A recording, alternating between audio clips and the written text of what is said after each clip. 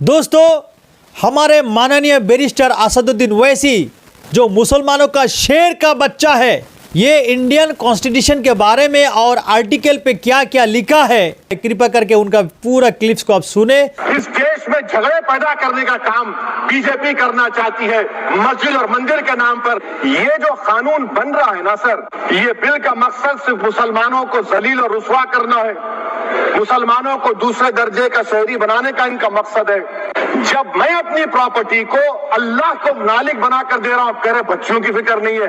इतनी मोहब्बत आप बिल्किस बानो से दिखा देते तो आपके लिए दुआएं देती आपके लिए। अरे आखिर क्यों इतनी नफरत है आपके लफ्ज मुसलमान से? अच्छा, फिर क्या कह रहे हैं आप कि ये भी आर्टिकल 26 का वायलेशन है। सब जितने हिंदू धर्म के प्रॉपर्टीज है, सिख धर्म के, बौद्ध के हैं और आपके जैन के, वहां पर उन्हीं के मजहब का ऑफिसर होगा। और कहां पर नहीं होगा? वक्फ बोर्ड में। वक्फ board is a pure religious institution, इसको समझने की जरूरत है। पार्लियामेंट के सामने मस्जिद है सर, 123 प्रॉपर्टीज में मस्जिद है, डिस्प्यूट चल रहा है। कल कलेक्टर या डिस्ट्रिक्ट ऑफिसर बोलेगा कि भाई साहब ये गवर्नमेंट प्रॉपर्टी है, स्टिकर लगा दिया जाएगा, मस्जिद बंद, गवर्नमेंट प्रॉपर्टी हो गई। सर मैं ये पूछना चाहता हूं आपके जरिए हुकूमत से, एक मुंबई में एक बहुत बड़े दौलतमंद है,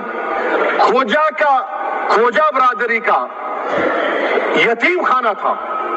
उन्होंने 2004 या 5 में 22 करोड़ में खरीद लिया।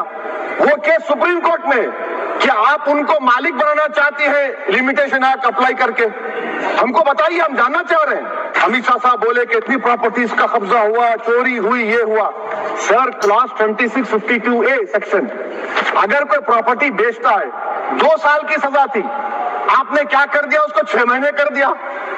नॉन वेलेबल था, आपने वेलेबल कर दिया। सेक्शन 40 की बात करते हैं।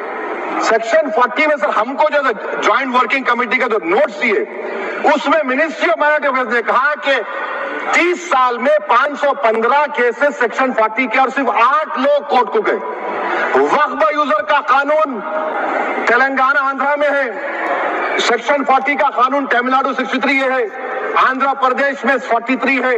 और सर आप डायरेक्शन दे रहे, आप मुस्लिम समाज में जो बेकार किस्म के लोग हैं उनको एक रास्ता बना रहे हैं, एग्जिट दिखा रहे हैं कि तुम्हें वक्त से बचना है तो तुम्हें ट्रस्ट बना लो।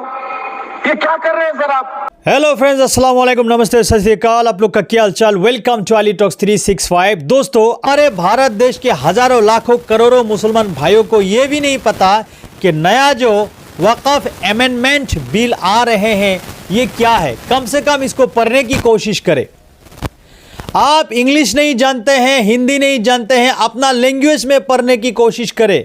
अगर आप लोग को पढ़ना नहीं आता, कृपया करके जो लोग लिखा पढ़ा है, एजुकेटेड है, उनके पास जाए और इसको पढ़ने की कोशिश करें।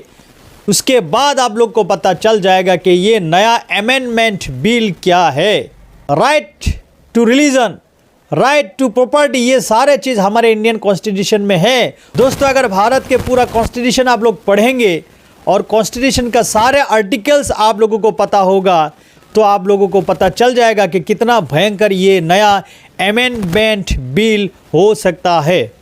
वक़्फ़ का ज़मीन या जो प्रॉपर्टी है ये कुरान और हदीस के साथ रिलेटेड है।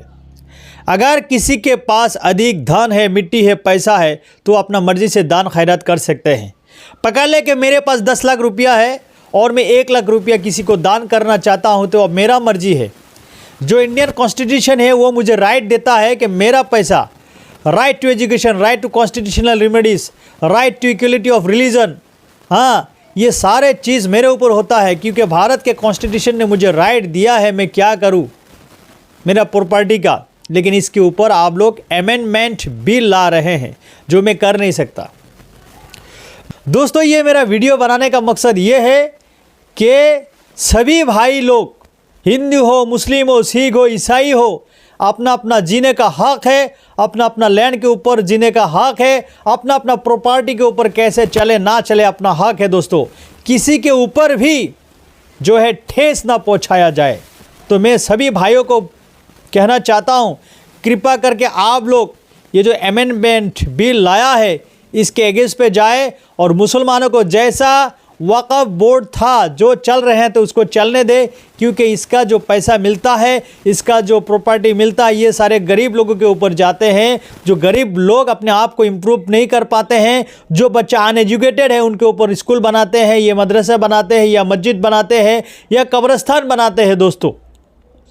और कुछ वक़्फ़ के ज़मीन के ऊपर जो दुकानें चलते हैं, उस दुकान के ऊपर से जो पैसा आता है, उन्हीं पैसे से गरीब या जो मिस्किन होते हैं उनको दान खैरात किया जाता है, ताकि ऐसे लोगों को इम्प्रूव किया जाए। तो वक़्फ़ का मीनिंग कुछ और है दोस्तों, लेकिन यहाँ पे जो है गलत कॉन्सेप्ट लाया जा रहे हैं, और ये कॉन्सेप्ट एक कम्युनिटी के ऊपर, एक विशेष कम्युनिटी के ऊपर ये ठीक नहीं है दोस्तों। आप लोग हेल्दी रहे। जय हिंद, जय भारत।